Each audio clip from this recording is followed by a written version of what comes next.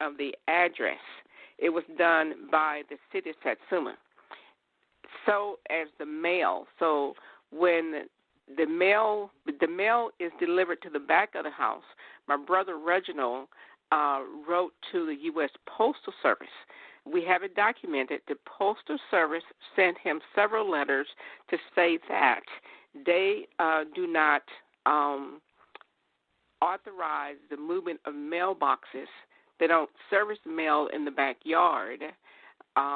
They don't give land developers permission to move mailboxes.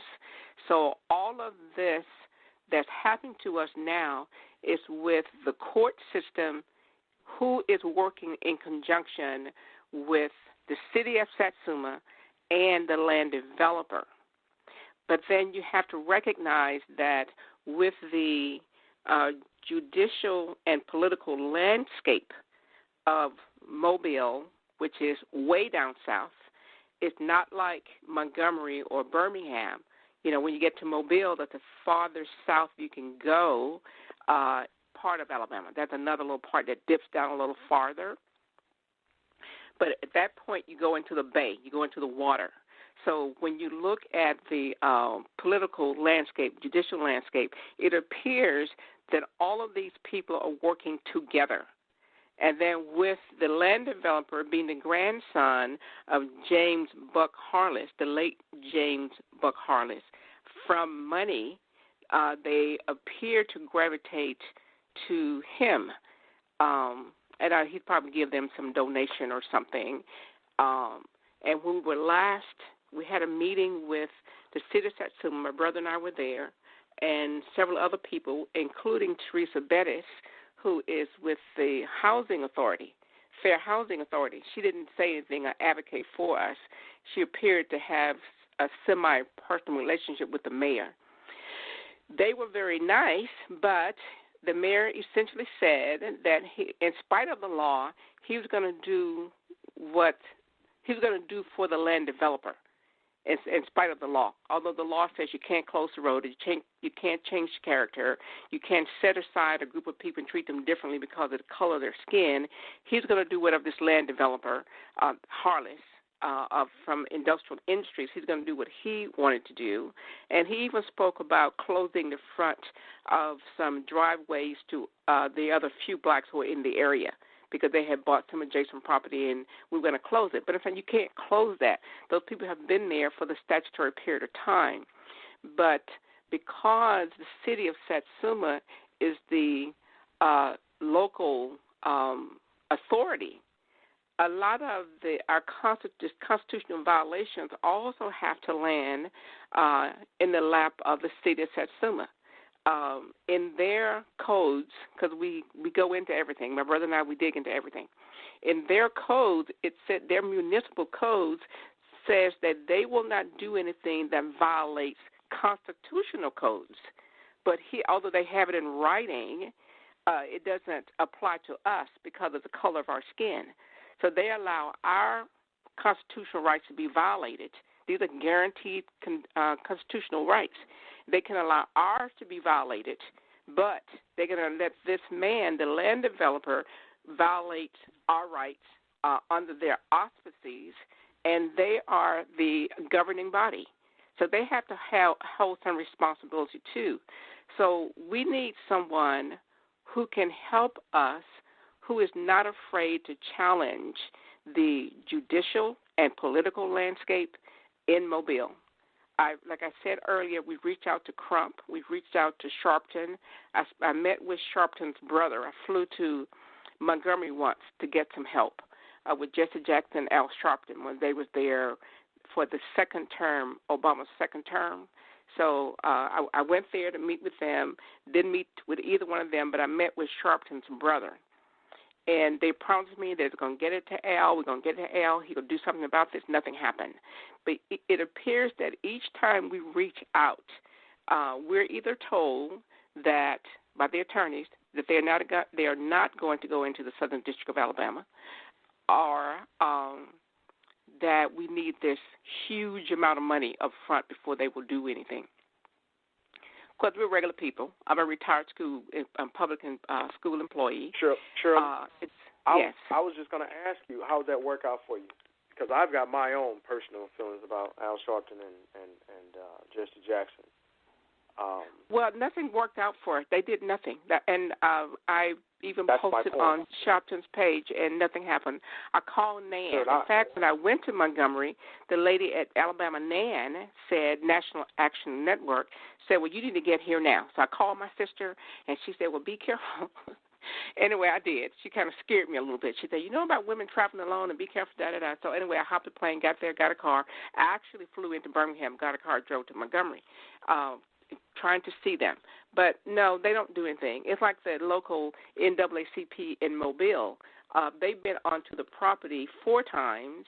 One of the men said to me, he assured me he was going to do all these things. So I'm waiting and calling. So his final word was, every tub sits on its own bottom. And he was done with me, which is saying that it's your problem, you take care of it, and they're not going to do anything to help us, right? And then I was in contact with another lady who took over after him, and she wanted me to deed the property to the NAACP. I said, well, first of all, ma'am, I would never do that, and it's not my property to deed to anyone. It's their property. It doesn't belong to me. It belongs to all of the family. So it's like I don't understand what their purpose is anymore. So at this juncture, I don't waste any more time with them because they just have meetings, and then they have dinners and parties, in my opinion. I don't know that they're doing anything that is constructive. Well, yeah, they are. You mentioned it. They are? Money. Oh, okay. Bring them the money. They'll sit down and talk about it. Bring the money. Yeah. So, I mean, again, I've got my personal opinions, and I've seen some things, and I know of some things, and you've experienced some things, and I think you've pretty much gotten your answer from them, what they will do and what they won't do. Yeah, so I think we are clear on Al Sharpton and Jesse Jackson and their agendas. So I think that's clear. That goes without saying. Right. So, guys, again, you're listening to the Kingya Online Radio Show, and I'm your host, Kingya, and we are with Ms. Shirley Johnson. I want to thank our listeners for tuning in. You have sacrificed 2 hours of your time with us, and we certainly appreciate that. And we will be getting out of here soon. We've got a few more moments, of course, on the line, and as I promised, we are going to bring back our beloved sister, Raina, calling in from St. Louis, Missouri. She's got some information that she needs to share with you guys. As I stated earlier, there's a law that's out there. There's a landlord-tenant issue that we need to talk about. Okay. Brother Warren and I, we talked about this earlier, and Sister Raina and I touched bases on this along with her co-host, Brother Ali. We discussed this issue as well. So I'll touch bases on it briefly, and then I'll bring Sister Raina on the line to continue the discussion. And then, Brother Warren, I'm going to open up all the phone lines. I just ask you guys to mute the phones on your end because we will be running out of live time. And what that means is once we run out of live time, then the calls will just start dropping. So I'm going to open up the phone lines in just a few moments. So, again, guys, please mute your phones. Shirley, your phone line, of course, will remain open. And Sister Raina will be coming to you in just a moment. And then, Warren, back to you. All right. So we are dealing with something that is called Missouri House Bill 1410. And it deals with landlord-tenant actions. On July 9th, 2014, the Missouri governor signed House Bill 1410 into law. The most significant change the new law will bring is removing the right to a trial de novo in unlawful detainer and landlord-tenant actions. House Bill 1410's proponents advocated that the bill would reduce court costs and end a wasteful process of forestalling the eviction process.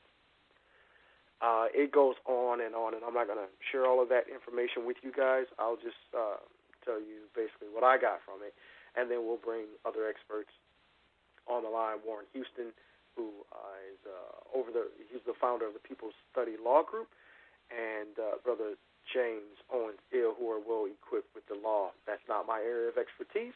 However, what I've gotten from the information is that basically the landlord will give you 10 days to move out.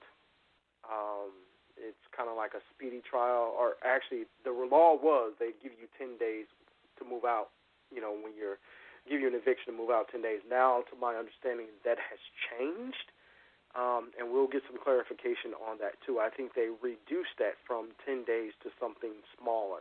So we'll bring Sister Raina on now, and she can discuss that with you guys and the research that she has in regards to that. And I'll be opening all the phone lines. So again, guys, please mute your phones.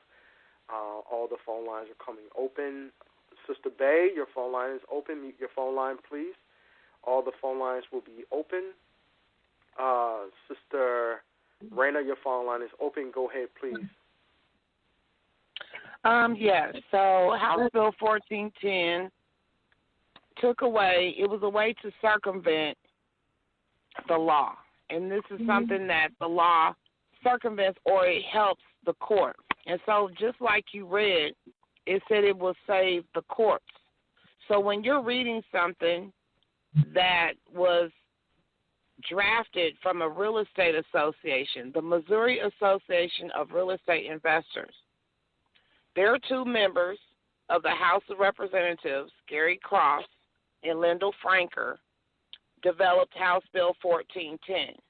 And so it's illegal because it takes a constitutional right from every tenant away in the state of Missouri. It evicted our right. And so what it means simply, our right to a trial de novo. So in a trial de novo, if you lose your court action, you will be able to go for a new trial, and you will pay about $45. What that meant was that the landlord said, oh, I got the plumbing fixed, I got the electrical fixed, I did all this. Well, you could take them back to court in that $45 in the trial de novo and show pictures or have people come in and document that they lied. So what did the legislators do of the Real Estate Association? They removed that option for a tenant to be able to take them to court so they can't get caught lying on the record. So when you develop a law that breaks it down to 24 hours from 10 days, that is cruel and unusual punishment, but it's also escalating evictions and homelessness. So if you go on a website, it will say that the law was made for squatters and people who are unlawfully occupying houses, but that's not true. The petitions I have that were filed using the 24 hours of House Bill 1410, both women were Section 8 HUD tenants.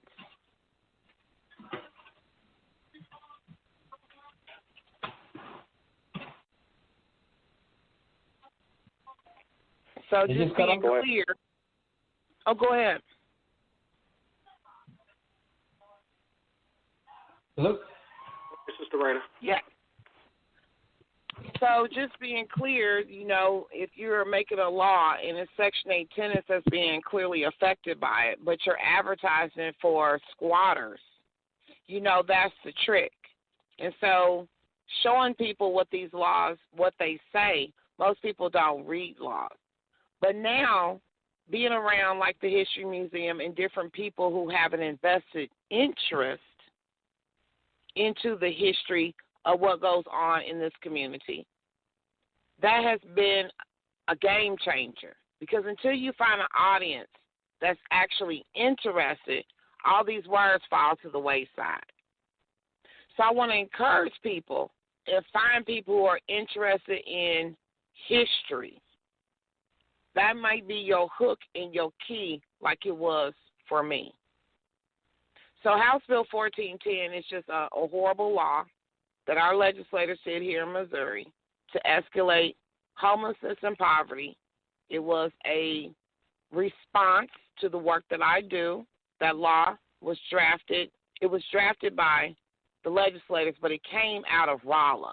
So if you go on certain websites, when they mention certain people's name like Danielle Marler, you wouldn't know unless you Googled her name.